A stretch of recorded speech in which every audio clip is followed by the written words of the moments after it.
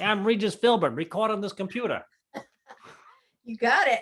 Hey, I'm Melinda McKinsey. I'm Tom Wise, Tom scratching and like I'm a I, dog. we're going to unpack some shit. Tom and I have some very funny and insightful things to speak of. Wow. And Please, no pressure, please. no pressure. You're going to learn. You're going to laugh. Laugh, love, live, Oh, live. Is that, live, laugh, that's our new tagline. live, laugh, and love. I wish someone would put that on something. Wouldn't Put that it be on a nice? hat. Oh, that'd Put be it on so a shirt. nice. So it's Wednesday, February something, 20, Yeah, it is February something. and it's Wednesday. Yes, it So is. Tom, what would you like to speak about today? I talk about minor depression. I was launched my HandiTape today. It's funny, when I was the host at Home Shopping, Yes. whether you can help it or not, your immediate ego is tied into performance, Yes. even though there's 1,000 things that you can't do anything about. And Yes. then the other way, when things go super great, please, it's not all you. Yes. So true. Back it up. So that's an interesting dynamic. I remember people would just be distraught. They'd have a bad show when I was in charge of the host. I'm like, Yes. calm down. You know, it's a long season. Yes. But like this morning, I went out. We did about not even half the number what they wanted. So it's a 6-month buildup to an 11-minute opportunity, Right. and then technical problems. But I don't think that affected the sale. Is the number that they picked, was it a reasonable number? I thought we were going to do 800. They wanted 500. We did Oh, 200 and something. got you. Okay, got you. Yeah. I could have bought 200 more if I knew that. Is that all? Put me down for 500. I'll get online and buy a couple hundred.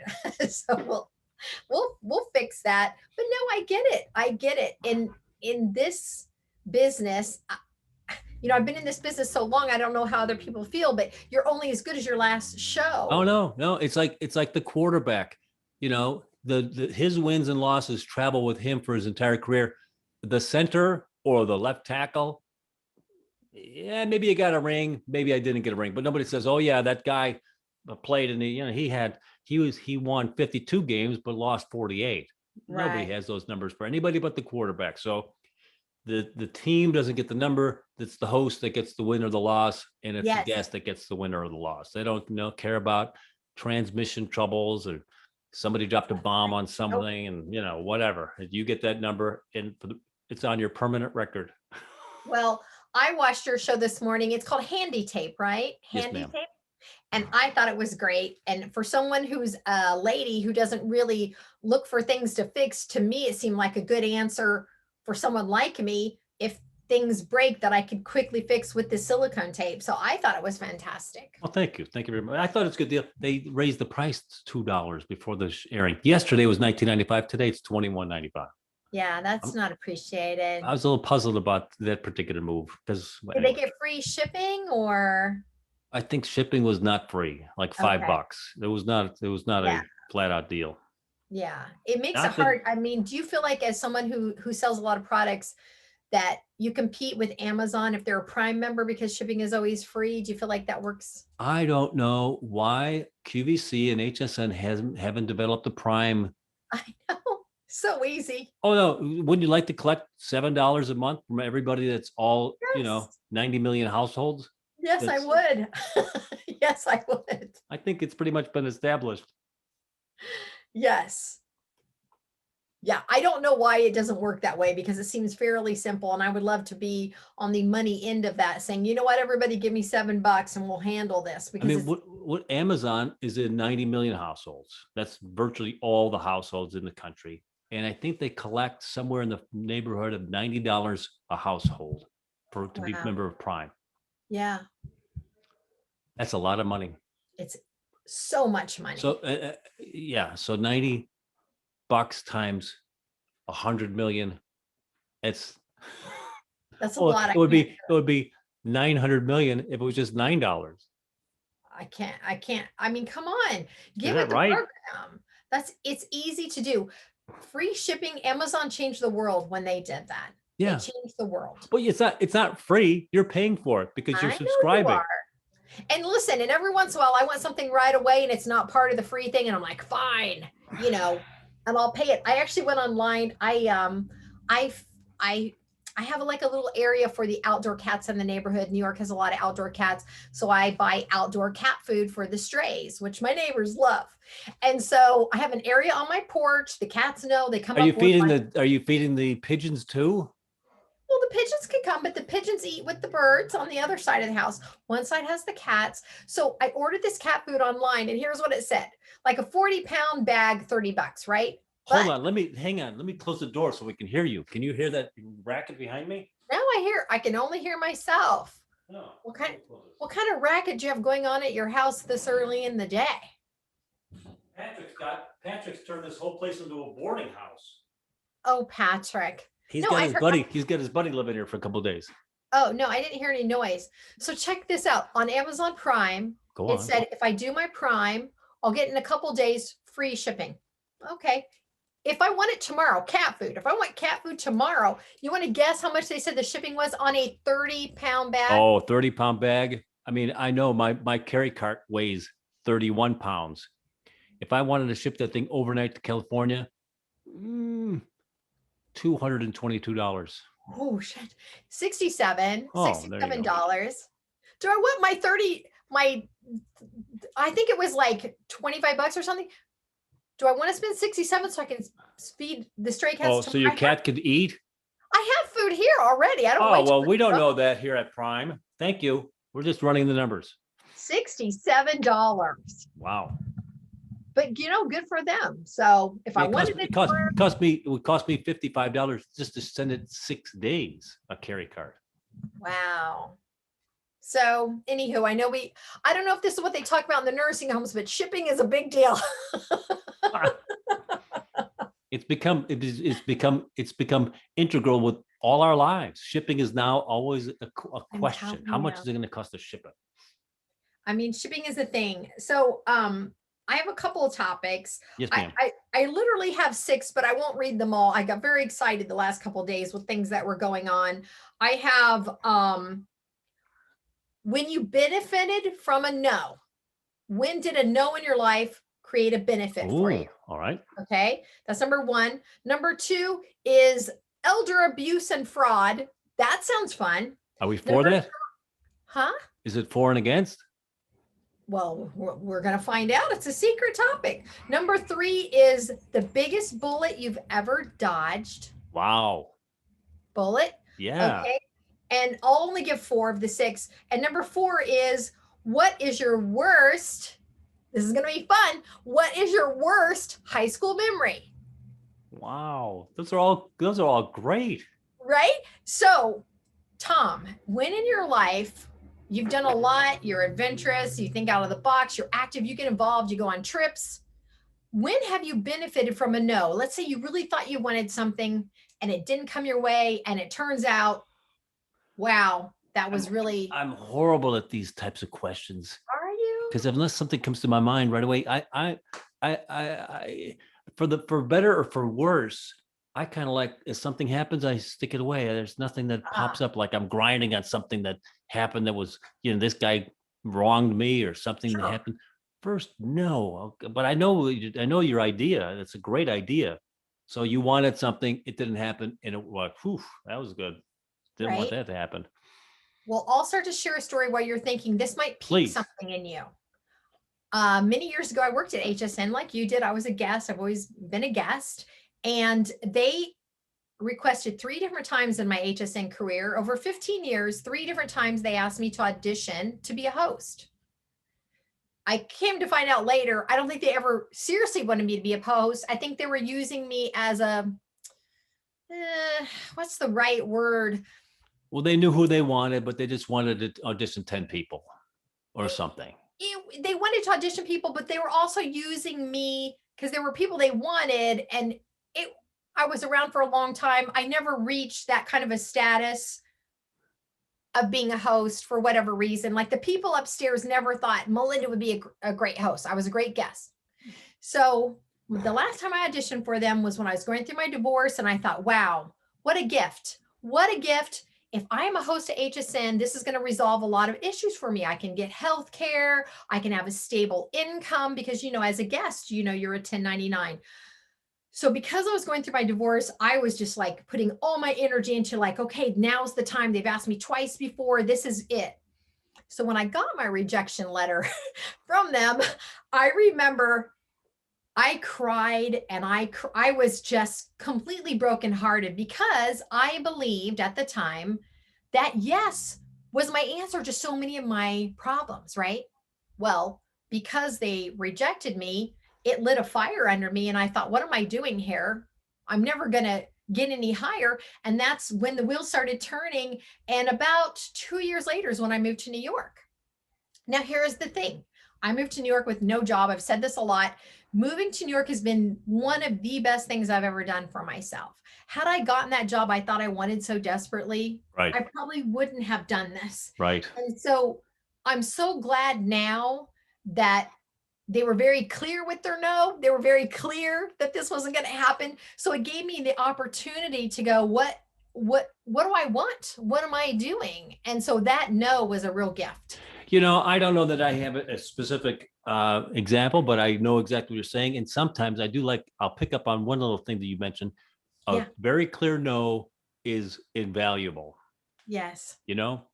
So it's like there's no, so I still got a chance. No, it's Right. no, unless Yes. right. It's almost like when I think about the Super Bowl or a part of a team, how, your team's in the Super Bowl.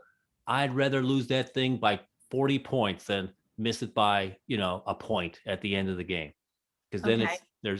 then the no is like, Yeah. close the door, move on. Oh, they beat the crap out of us. There's no Right. way we would have ever won that game at any conditions. And I know what, Yeah. so sometimes the strong no pushes you along, and Yeah. there's a clarity. Yeah.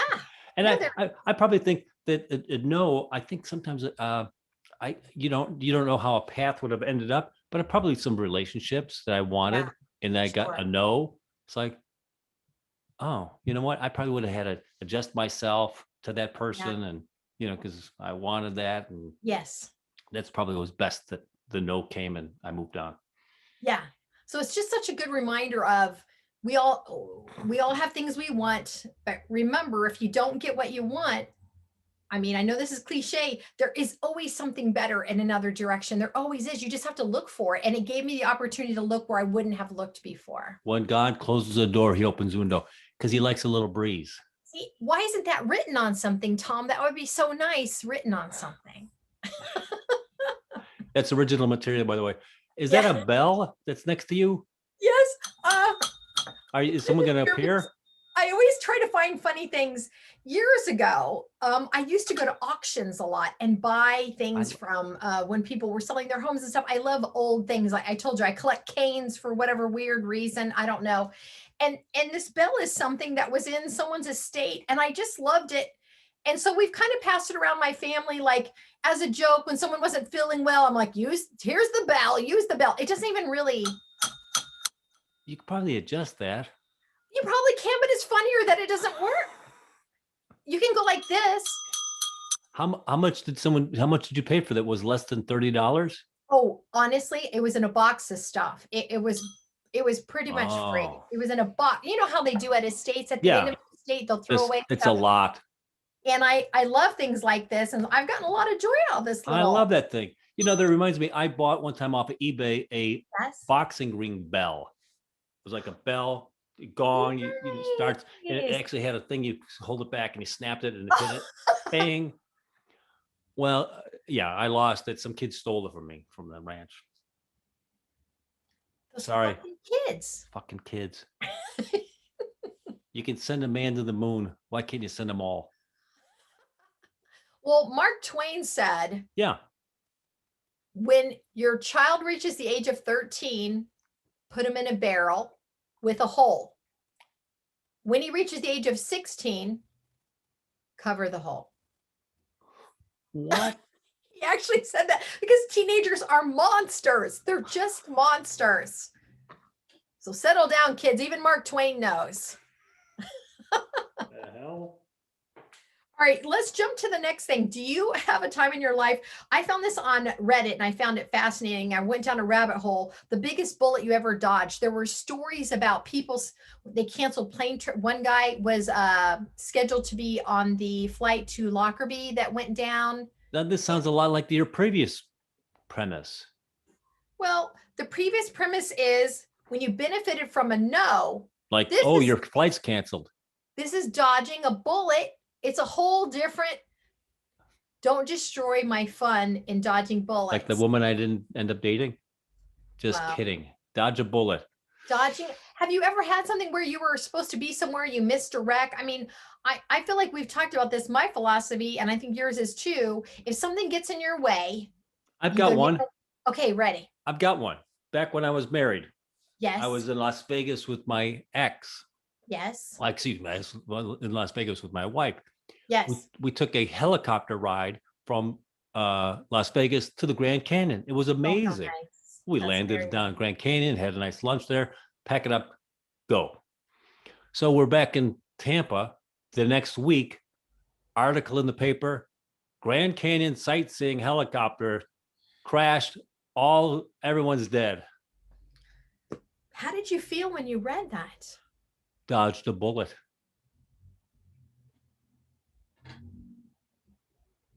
I'm telling you what, I've taken 2 helicopter trips in my entire life. Both were in Hawaii. And the entire time I was terrified because I just kept thinking, if these blades stop, we go straight down. There's no gliding. Did you feel concerned at all? Well, you know what? There is gliding. I don't want to correct you. You have a chance. If the helicopter pilot is skilled, he can adjust the rotors so it goes into Really? an auto rotor rotation to Okay. help diminish the crash at the end. Okay. But you went in the Grand Canyon, so did you ever get close? Did you feel like you were far enough? Like we took a helicopter tour and they went into the volcanoes, and I just felt like we were extremely close to the interior of the volcano. It made me extremely nervous. Yeah, I didn't do that. No, it was. You're I like, never felt they were never scraping the thing. They landed it down by the river. That's so cool though. Yeah, it was fun. That's really cool. When I wrote this, I was reading all the stories and really nothing came to me. I'm sure I've dodged a lot of bullets because I try a lot of things I shouldn't try. I was on a plane once where the landing gear didn't work, and that was scary. It's the scariest flight I've ever been on in my life. I was very young. I was in my 20s, and I was flying back into Louisville, Kentucky, and they announced on the pilot was very calm, and he very calmly said, "Hey, listen." We're fucked. Yeah, you know what? I appreciated the way he handled it, and even the attendants were great. And they basically said, "There's a sensor, so we have to do a flyby to see if our gear, But even if they see the gear, it doesn't mean the gear is going to work. So we will be doing an emergency landing. So we had to. Here's the weird thing: have you ever been on a flight that had to make an emergency landing? Thank God, no. I don't recommend it. It's horrifying. They tell you, here's what they told us, Tom. Now, this was in the 80s. To take your jewelry off, we had to take our jewelry off. And the flight attendant will be collecting it down the aisles. No, it was weird. They had us take our jewelry off, which I thought would be an identifying thing, but whatever. Take your teeth out.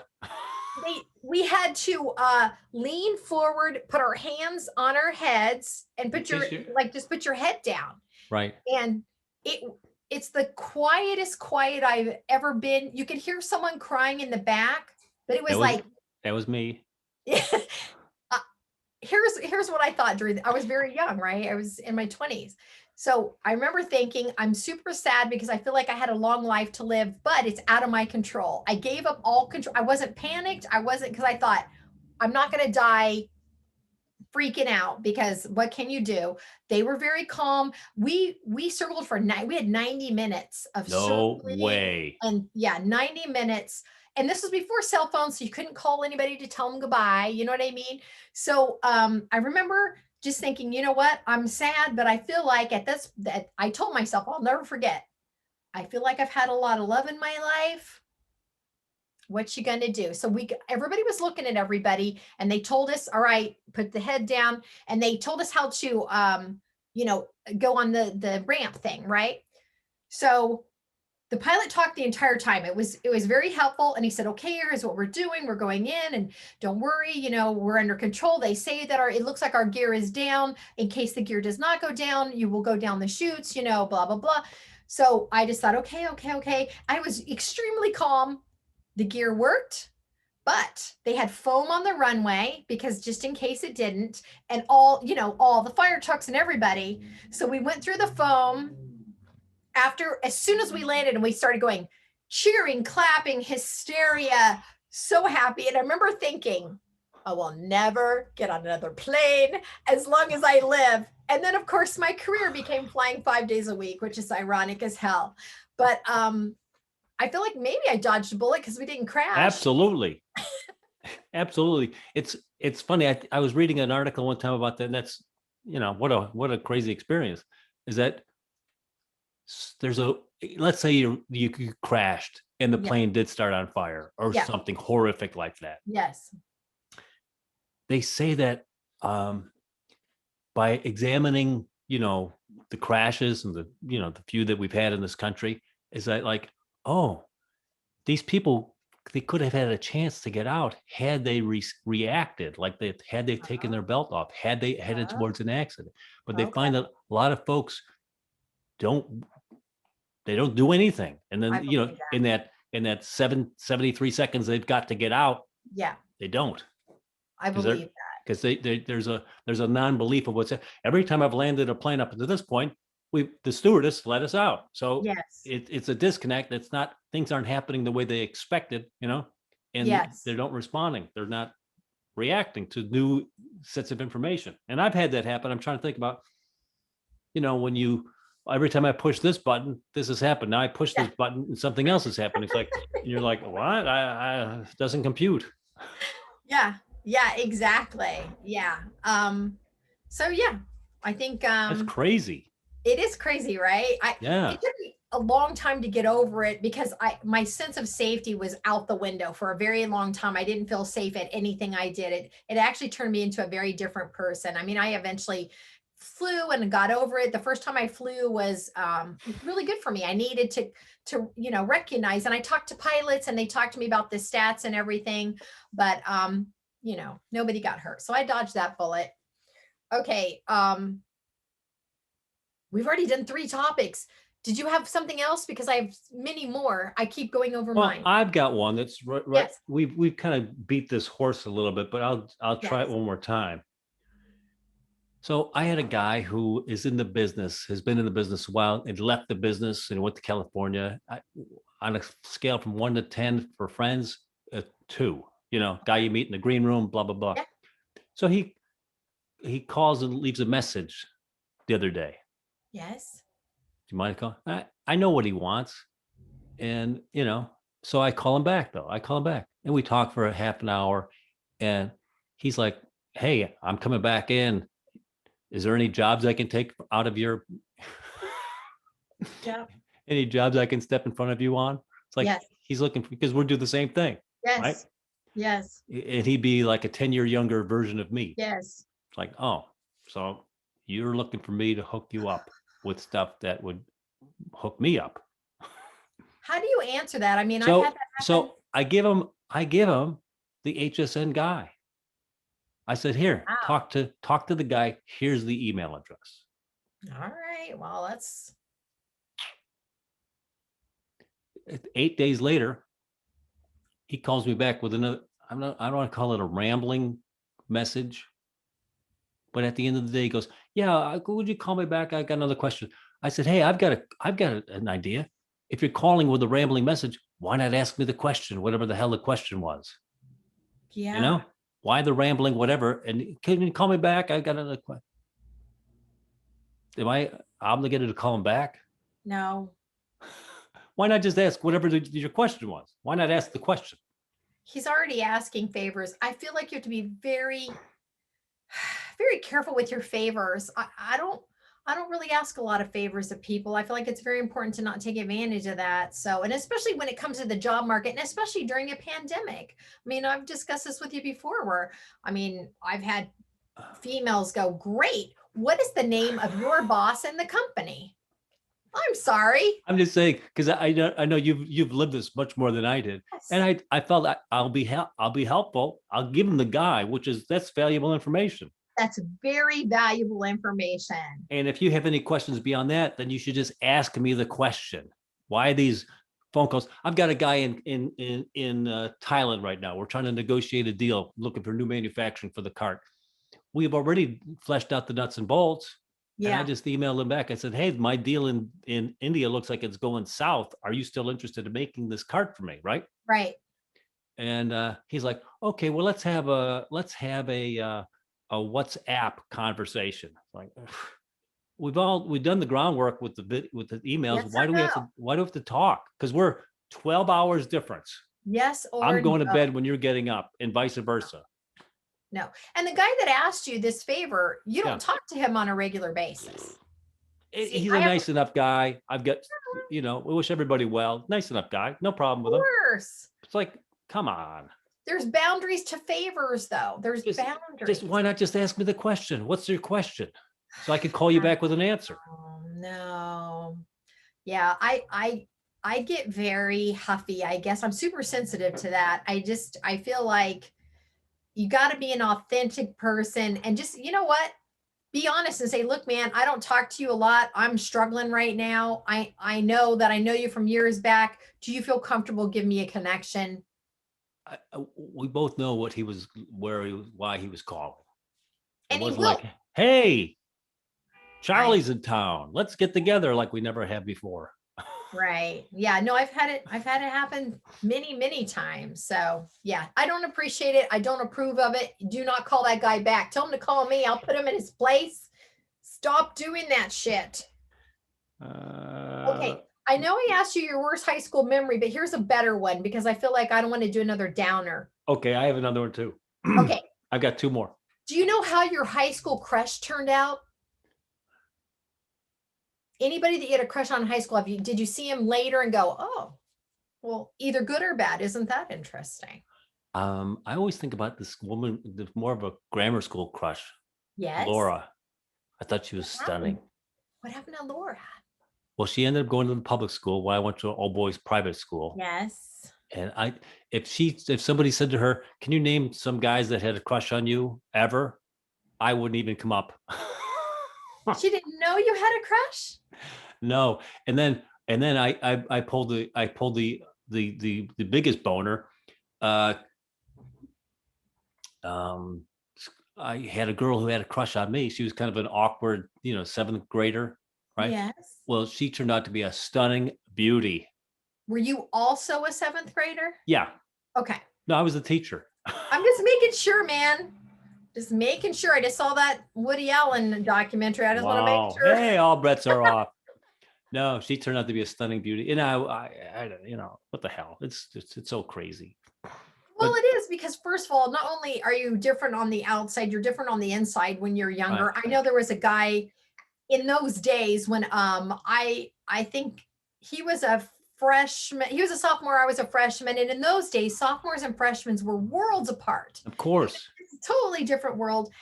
And when I found out he was going to ask me out, I was just thrilled. I couldn't believe that because he was popular and I was new. I moved from out of town and he was popular. This is Indiana. This is in Indiana. And I was so excited that a popular boy would even know I existed, right? So it fizzled pretty fast. He ended up getting back with his old girlfriend who was also extremely popular. I found out later after we graduated, they were actually having sex at the time, which I couldn't compete with that. I wasn't having sex as a freshman in high school, but I do remember when he broke up with me, and I think it was probably in a note or a letter because we didn't have texting. I went home to my room and I played a 45 record over and over again. Do you want to guess which record I played? This was probably 1970, early 70s. ELO, can't get it out of my head. Any other questions? It was the song. Who's the singer of that song? Feelings. Feelings. Whoa. Oh my God. I remember I remember when Jennifer Mueller broke up with me. I forget what song it was, but it was over and over and over again. I was fucking I a mess. wailed and I was devastated, not understanding the dynamics of it. So anyway, go years later, I was an adult. Was out in the world. A picture of him popped up somewhere and he's morbidly obese, just not fat, morbidly, like his face is lost in the fatness. Do you know what I mean? Well, And you're not, a hot 60-year-old, as the internet has already confirmed. and he's older than me. And here's the thing. We all gain weight. I get it. We all gain weight, but he was morbidly obese. That's a focus, man. You got to spend some time making that happen because he was just lost. And I remember looking at him thinking, if he would have stayed with me, he might have looked better. Boom. Ha! That's probably not accurate, but it's the story I told myself to feel better about Why it. not? I don't. The few folks that I've tracked, nobody's done particularly well or badly. Okay. It's not funny, but that's what it is. We had a very small graduating class. It was under 180 students. So everybody knew everybody, everybody dated everybody, very small. And I remember It's called an orgy. I wasn't particularly close because I was always the outside girl, right? I moved in, I was the outside girl. So as I heard stories over time, it was interesting because what? Go ahead. Oh, no, some people became wildly successful. Someone became a fashion designer. Someone actually ended up working with NASA. Like it was fascinating. But for the most part, people stayed there. This was Indiana. They stayed there. They moved next to their parents or they stayed in the same community, which good for the people that like that. That just was not in my heart to do. But it's funny. Everybody's got probably your story interacts with other people. You probably don't even know that you're interacting with them. As you're saying, I was the new girl, kind of out of place, didn't feel like I fit in. Their story is, oh my God, here comes this girl from Hawaii. Who the hell am I but some farmer's daughter? How can I compete with this? I was always on the outside. They were very close there, I mean, they had gone to school together since kindergarten, they all really knew each other. So I went to a couple of reunions. I went to the 10 and the 15. And I can't say that I enjoyed myself that much because they all still had a connected history, right? They all stayed there. They all knew each other. And to be honest with you, it made me feel really old because they were behaving much older than what I felt. You know what I mean? And I felt very like, well, holy shit, I'm not really interested in this. So yeah. So we just stay in touch. So anybody else that you were like over the moon for and you're like, wow. I don't recall, Your Honor. You don't stalk anybody on Facebook? That's the best thing about Facebook. You can look up everyone. No, Jennifer Mueller's done very well. She was my big girlfriend coming out of high school. Yeah. Was in Chicago. She had furniture. I told you the furniture story, right? Yes. Yeah. So that's about it. I mean, everybody else has done well, but no one's cured polio. Wow, because it was already cured. What about anybody go to prison or anything like that? Oh my God. It's tragic. My neighbors, not one kid I went to school with, he was dead in his 40s. Oh. His brother robbed a bank and escaped on a bus, spent time in prison, and now is dead. It's like, wow. These are kids that we grew up with. Right. Wow. No, that's something. I didn't keep in that kind of touch, but it's interesting to go back and see. So you said you had another topic you wanted to talk about. Okay. You're driving on a two-way street. One road this way, one road this way, right? Yes. Fire truck is coming the opposite way, lights on, sirens on. Yes. Okay. Yes. No traffic, just that truck, and you're going that way. What are you doing? Always pull over. Always. You pull over. Are you afraid that the fire truck's going to rear into your lane? I will tell you, I'm kind of a fanatic about this. It's a problem here in New York because our traffic is so bad. When you hear a siren, hardly anybody pulls over, and it just makes me furious because I'll pull over and everybody goes around me. I'm like, motherfuckers, there's a siren, you dumb pieces of shit. I will pull over even if there's no other traffic because I feel like that's a sign of respect of no matter where they need to go, I don't want to be in their way. And It you know feels what? I agree with you 100%. But yesterday I'm driving and someone, I'm not going to say it's a woman, but it was a woman in front of uh-huh. me.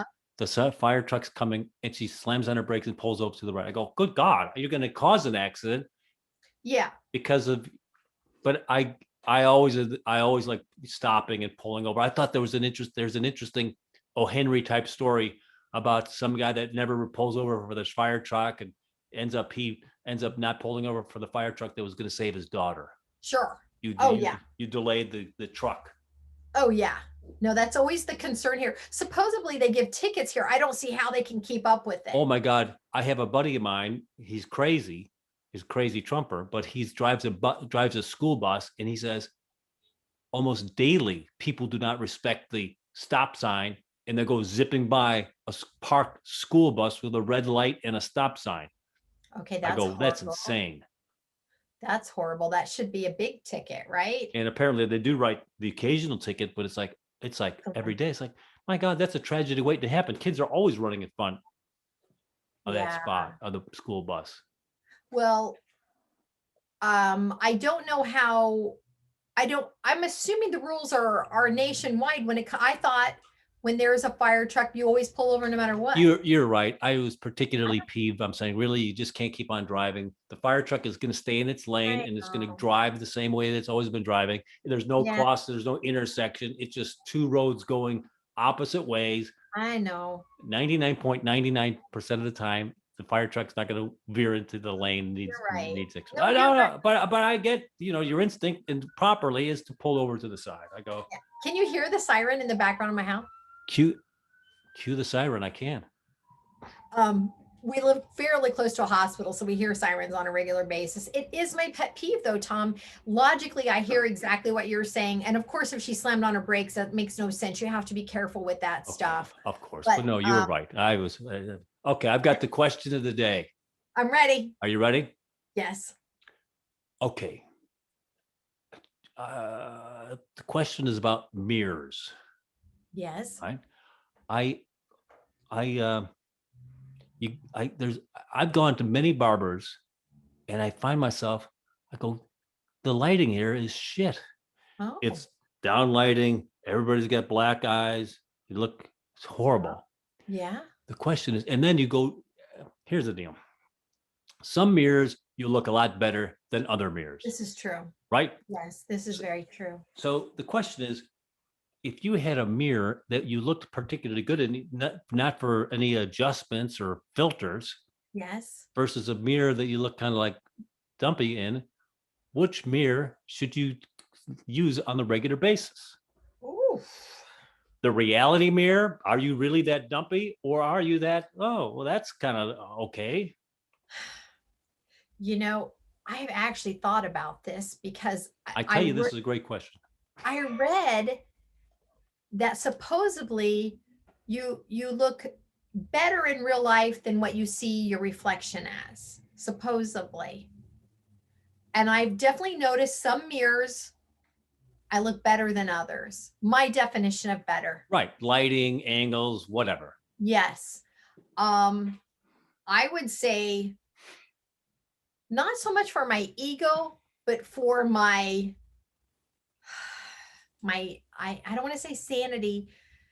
For my anxiety, I would choose the mirror that I look better in because Right. honestly, the mirror that I look better in gives me more confidence. I'm more willing to try things. I'm more willing to have a conversation with someone. When I feel insecure about how I look, I tend to really shut down. Isn't it crazy? I do. I really shut down. I was telling a girlfriend, this is such a sad story. After I had a really bad breakup, and I do think you carry your sadness. When you're sad, I think you carry it and people can see it. I had a really bad breakup and I just went to a depression. And I remember being very unhappy with the way I looked. And I remember when I would go out in public walking around New York, I would be afraid to make eye contact with people because I thought, my days are over. I'm done. Like that's where my heart was at. And it was all based on what I thought I looked like, what I was seeing in the mirror because I was so unhappy with myself. Oh, it's horrible. It was terrible. But Which mirror would you choose? I think it's kind of an interesting thing. Like, here's the deal. All right, so I've been rowing, right, for the Yes. month. Yes. And the other day I looked in the mirror and go, hey, it kind of looks like I got six pack going or something. And I'm looking like I'm looking better. Then I looked in another mirror. It's like, oh no, no, no. That's I looked in the reality mirror. But how do you know it was the reality mirror? Maybe it was a Well, trick mirror. here's the deal. I remember a couple of years ago, I joined a very specific gym. Okay. Yes. And oh my gosh, we're running over time. But Uh-oh.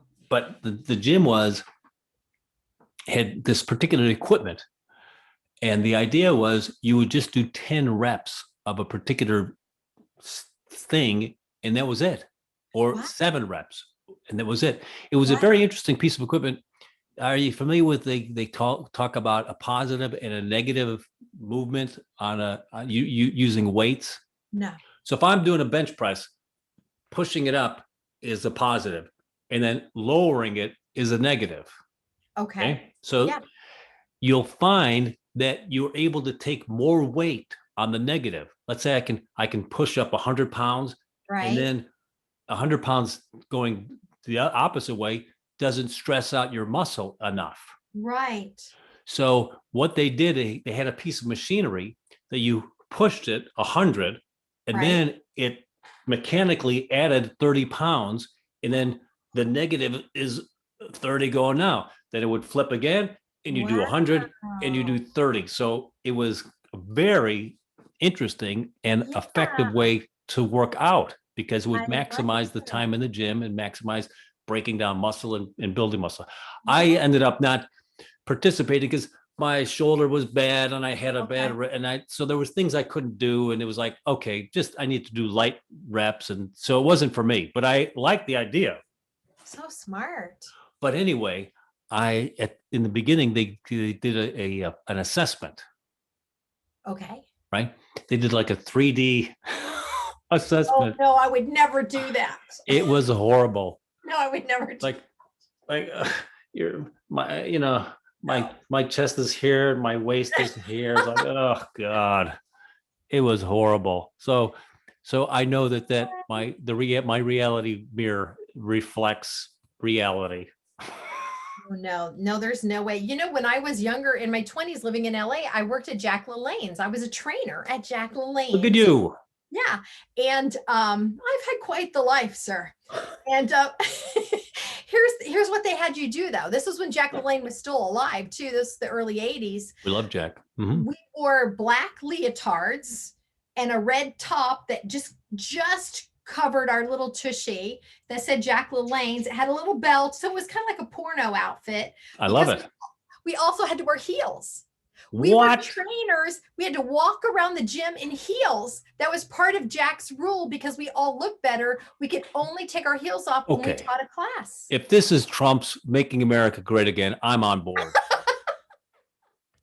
You know what? Can I go back and re-vote?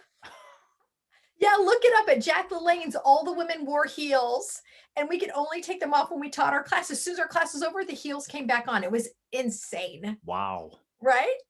Yeah. So anyway, all right. So you said we're over time. What's your tip for the day? Tip for the day is don't get involved in silicone safety. Okay, it's a disaster. It was not a disaster. I think the tip of the day is you should always believe in yourself. No matter how the day goes, you've got something valid and something important to share with other people. I like that. And I watched your show. It was a great show. So to me, it was a success. It was a win. You know what? At the end of the day, we both know, as long as just like when you do anything in this business, Yes. if you've worked hard, if you've tried your best, if you know that you said, that's as good as this thing's going to get, then there's nothing you can do about it. That's There's right. so many things that you can't handle, but I appreciate that. That was fun. And allow me to recommend using the good mirror. Just keep your head straight. Good mirror, everybody. Yes. So right. I'm Melinda McKinsey. I'm Tom Wise. Thank you for unpacking some shit with us on this Wednesday. And that's another one in the can. and stop.